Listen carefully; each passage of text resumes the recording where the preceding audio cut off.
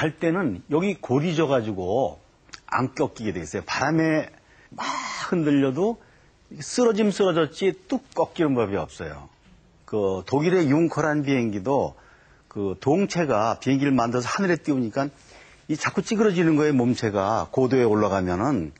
그래서 안 되겠다 했다가 나중에 도니어라는 사람이 그 팜출이라고 있잖아요. 왜 이렇게 된 나무, 종려나무. 그 이파리가 우리 부채처럼 접혀 있잖아요. 그걸 보고서 바로 저거구나. 그렇게 해서 동체를 그 팜트리 모양 접어요. 이렇게 접어가지고 비행기 동체를 만들었더니 오히려 기류 방향으로 접었더니 비행기가 더 잘 날아가고 기름도 덜 들어가고 소음도 없고 그렇게 해서 오늘날의 함석 스트레이트 지붕이 나온 겁니다. 이 갈대잎도 여기에 보면 그 연약한 잎을 거기에서 기복이 있잖아요. 여기. 그걸 그 작은 거미가 꺾었어요. 여기를 꺾고 또 꺾고 또 꺾고 해서 3번을 꺾어가지고 이렇게 집을 짓는 거죠. 그리고 마지막에는 이 안에 들어가서 마지막 뚜껑을 닫아버려요. 물론 붙이는 건 거미줄이겠죠, 이게. 그래서 그거를 제가 아침에 집 짓는 걸 보고 시작했는데 해 넘어갈 때쯤 끝나더라고요, 이 공사가. 근데 학교 같이 간 애들이 와요. 그래서 선생님이 나 찾았어. 그랬더니 아니 너 아는 것도 몰라.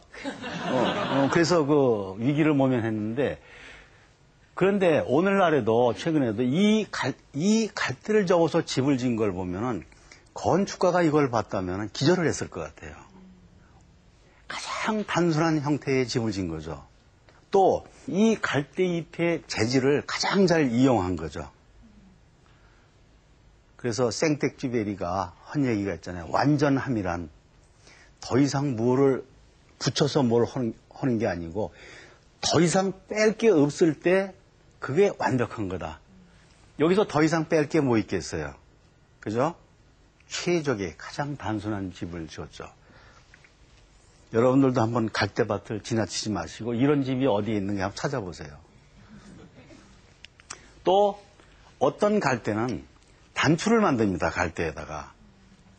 갈대잎은 또르르 말아가지고 새끼줄처럼 칭칭 감는 게 아니고 여기다가 끈끈이를 붙여서 요로, 여기다 끈끈이를 붙여서 요로 이렇게 버튼처럼 이 풀잎을 싸버려요. 그리고 자기가 안에 들어가서 알을 까고 부화를 하는 거죠.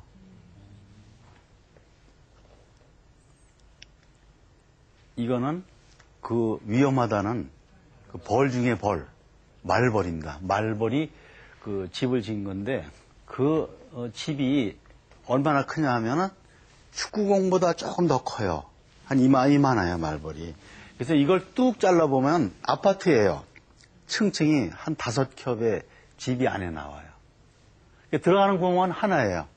구멍 하나로 들어가면 5개 층의 복층 아파트가 나오는 거죠. 그래서 이 집을 짓는 벌의 그 지혜를 보면은 참 재밌는 거죠. 그 다음에 우리는 벌의 머리 부분 여기 나와 있습니다만은 그 안에 보면은 제가 잘랐어요, 벌집을. 잘랐더니 이렇게 육각형의 기하학이 들어있는 거죠. 그러니까 우리는 이걸 가지고 많은 부분에 이용하잖아요. 하니컴이라 해가지고 가구라든지 비행기를 만들 때 비행기 동체 속에 이와 같은 형상을 집어넣어서 안쪽 판넬, 밖에 판넬 사이에 이 허니컴을 집어넣잖아요. 여러 가지 산업에 많이 쓰이는 구조가 되죠. 벌이 어느 날 여왕벌을 따라서 어디론가 이동을 하는 장면을 제가 찍은 거예요. 지금 이 속 어디인가는 여왕벌이 들어있어요. 근데 그 여왕벌을 이렇게 어마어마한 크기의 크기로 벌들이 집단으로 쌓은 거죠. 그 다음에 이 상태 그대로 날아가요. 또 이렇게 다음 집을 찾아서.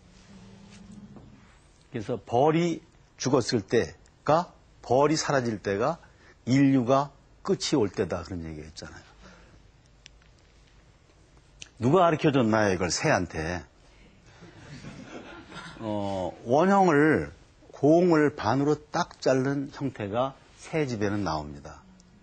그래서 보면 그 새집에 각종 나뭇잎파리 뭐 이런 갈대를 물어다가 이렇게 보금자리를 예쁘게 만들고 알을 낳고 거기 그 새끼가 돼서 부화가 되는 거죠.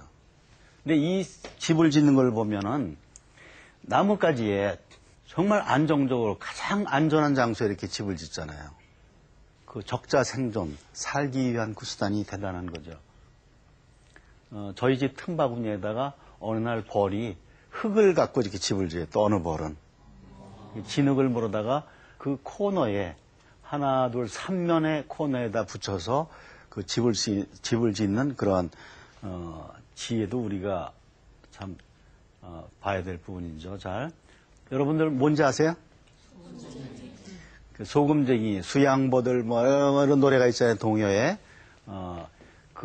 이 소금쟁이는 여러분들 자세히 들여다보면 마치 불을 켜고 달리는 것 같아요. 이 불이. 눈이 두 개가 있는데 물에 반사돼가지고 항상 헤드램프 이렇게 헤드라이트 킨 것처럼 그렇게 켜고 다녀요. 근데 소금쟁이는 물 위를 걸어 다니잖아요. 그 소금쟁이가 물 위를 걷는 거는 정말 과학의 힘으로도 풀기 힘든 그런 부분이에요. 그래서 소금쟁이의 다리처럼 그 연약한 다리가 물 위를 걷듯이 모든 요즘은 쇠가 이런 경주용 F1 레일카도 옛날에 이게 다 단조로 된 강철이었죠. 근데 그것이 이렇게 카본 파이버로 돼서 아주 가늘고 경량화를 계속 해 나가는 거죠. 그래서 나노라는 건 난쟁이라는 얘기돼요. 10만 분의 1로 줄었는데 이제 자꾸만 가늘고 작게 더 강하게 이렇게 나가고 있는 거죠. 그럼 소금쟁이를 보면서 소금쟁이 그럼 나도 물 위에서 뛰어볼까? 소금쟁이하고 똑같이 만들어서 크게 만들어가지고 하면 그 한강 위에 뛰어다닐 수 있을 것 같잖아요. 그런데 물리의 법칙은 그 소금쟁이에 키운다고 되는 게 아니래요. 무게가 그 소금쟁이의 부피를 배로 다 키운다고 해요. 배로 다 키우면, 2배로 키우면 무게는 8배가 증가하는 거예요. 그러니까 그 솔루션을, 그 해답을 우리가 풀 수가 없어서 우리가 물 위를 못 뛰어다니는 거죠. 이거는 산에 있는 넝굴들이 시계 반대 방향으로 항상 감잖아요. 이렇게. 여기에서 저기로 올라가기 위해서는 혼자 올라갈 수가 없으니까 둘이 감아서 이렇게 올라가거든요. 그거로부터 우리는 그 지혜를 굉장히 많이 얻어냈어요. 동긴다는 것, 잡아맨다는 것. 그래서 제가 일본의 와카야마라는 지방에서 옷을 많이 만들어요. 전통적으로 오치를. 거기에 갔더니 옷통을 잡아매는데 이와 같이 대나무 끈을 가지고